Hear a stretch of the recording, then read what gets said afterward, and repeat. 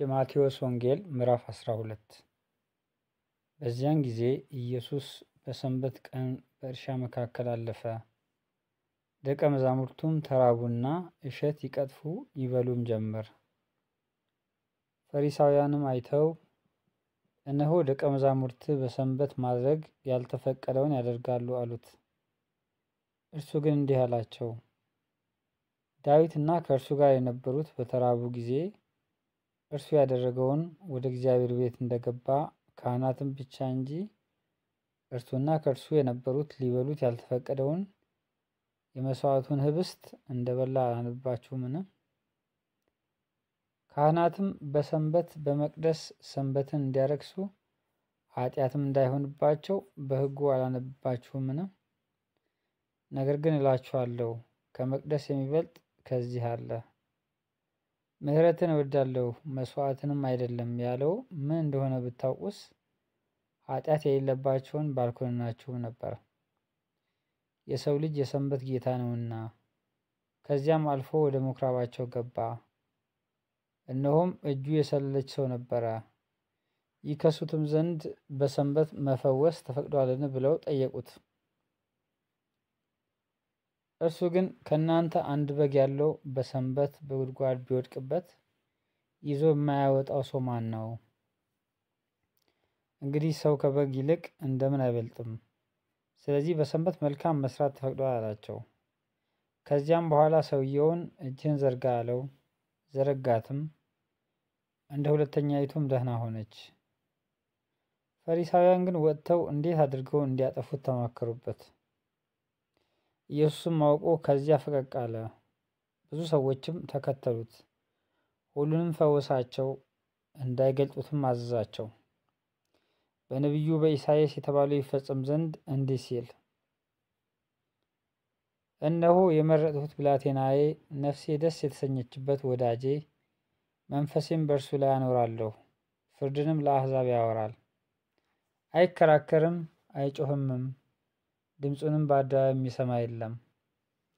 ፍርድን ድል ለመንሳት እስኪያወጣ የተቀጠቀጠን ሸምበቆ አይሰብርም፣ የሚጤስን የጧፍ ክርም አያጠፋም። አሕዛብም በስሙ ተስፋ ያደርጋሉ። ከዚህም በኋላ ጋኔን ያደረበት እውር ዲዳም ወደ እርሱ አመጡ። እውሩም ዲዳውም እስኪያይና እስኪናገር ድረስ ፈወሰው። ሕዝቡም ሁሉ ተገረሙና እንጃ ይህ ሰው የዳዊት ልጅ ይሆንን አሉ። ፈሪሳውያን ግን ሰምተው ይህ በቤልዜቡል በአጋንንት አለቃ ካልሆነ በቀር አጋንንትን አያወጣም አሉ። ኢየሱስ ግን ሐሳባቸውን አውቆ እንዲህ አላቸው፣ እርስ በርሷ የምትለያይ መንግስት ሁላ ትጠፋለች። እርስ በርሱ የሚለያይ ከተማም ሁሉ ወይም ቤት አይቆምም። ሰይጣንም ሰይጣንን የሚያወጣ ከሆነ እርስ በርሱ ተለያየ። እንግዲህ መንግስቱ እንዴት ትቆማለች? እኔስ በቤልዜቡል አጋንንትን የማወጣ ከሆኑ ልጆቻችሁ በማን ያወጧቸዋል? ስለዚህ እነርሱ ፈራጆች ይሆኑባቸዋል። እኔ ግን በእግዚአብሔር መንፈስ አጋንንትን የማወጣ ከሆኑ እንግዲህ የእግዚአብሔር መንግስት ወደ እናንተ ትደርሳለች። ወይስ ሰው አስቀድሞ ኃይለኛውን ሳያስር ወደ ኃይለኛው ቤት ገብቶ ዕቃውን ሊነጥቀው እንዴት ይችላል? ከዚያም ወዲያ ቤቱን ይበዘብዛል። ከእኔ ጋር ያልሆነ ይቃወመኛል፣ ከእኔ ጋርም የማያከማች ይበትናል። ስለዚህ እላችኋለሁ ኃጢአትና ስድብ ሁሉ ለሰዎች ይሰረይላቸዋል፣ ነገር ግን መንፈስ ቅዱስን ለሰደበ አይሰረይለትም። በሰው ልጅ ላይ ቃል የሚናገር ሁሉ ይሰረይለታል፣ በመንፈስ ቅዱስ ላይ ግን የሚናገር ሁሉ በዚህ ዓለም ቢሆን በሚመጣው አይሰረይለትም። ዛፍ ከፍሬዋ ትታወቃለችና ዛፏን መልካም ፍሬዋንም መልካም አድርጉ፣ ወይም ዛፏን ክፉ ፍሬዋንም ክፉ አድርጉ። እናንተ የእፉኝት ልጆች ክፉዎች ስትሆኑ መልካም ለመናገር እንዴት ትችላላችሁ?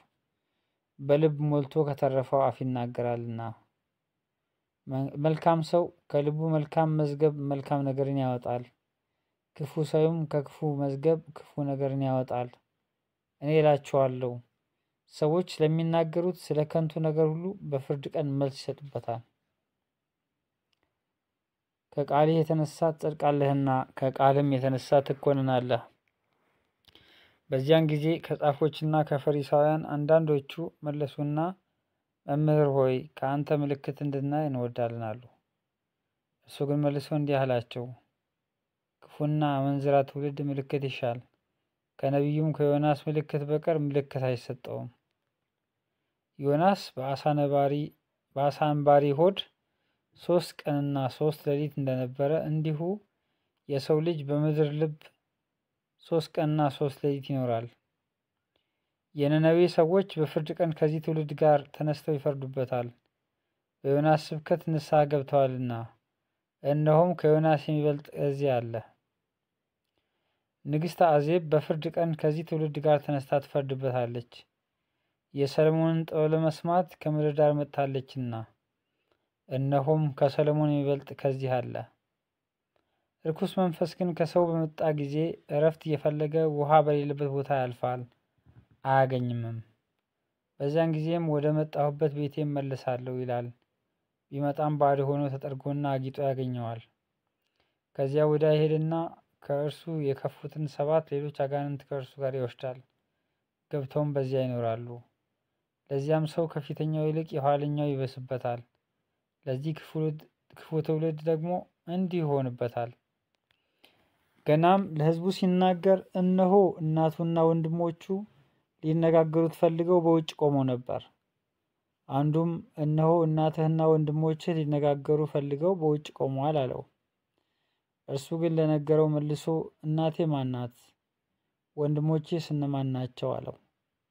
እጁንም ወደ ደቀ መዛሙርቱ ዘርግቶ እነሆ እናቴና ወንድሞቼ፣ በሰማያት ያለውን የአባቴን ፈቃድ የሚያደርግ ሁሉ እርሱ ወንድሜ እህቴም እናቴም ነውና አለ።